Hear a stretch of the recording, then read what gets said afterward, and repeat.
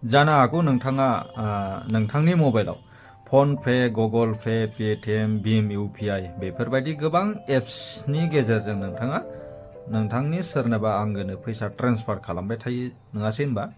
दा थिग बे समावनो फैसा ट्रेन्सफार खालामनाय समावनो मोनसे अनजिमा बा मोनसे नाम्बार भुल जानायनि थाखाय फैसाया सोरनावबा थांबाय, अब्ला नोङो गिनो नाङा।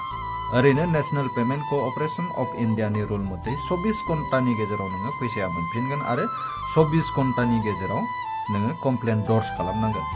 दा फैसाया जुदि बेलेगनियाव थांबाय, दा नोंथाङा बेखौ मोनथिबाय, अब्ला जों मानो 24 घन्टाखौ नेबाय थानो? लोगो लोगो नोंथाङा मा खालाम, नोंथांनि मबाइल एप्सआव थांनानै फन पे बाथाय फन पे नङा होमबा?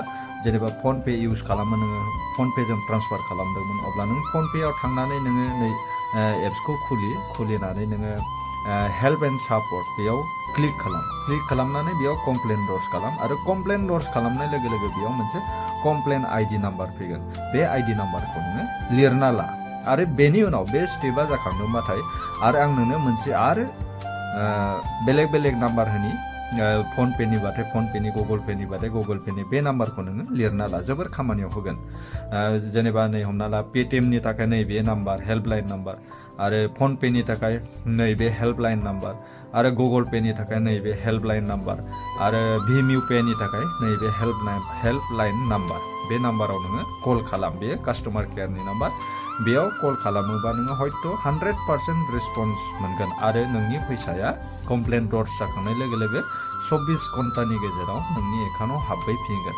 बेखायनो लोगोफोर, भिडिअ'आ जुदि नोंथांनि हेल्पफुलबा भिडिअ'खौ अन्नानै प्लिज शेयार खालाम, जाहाथे गुबुन जोंनि फंबाय बिदामोनाबो बेफोरबायदि स्टेपखौ लायो।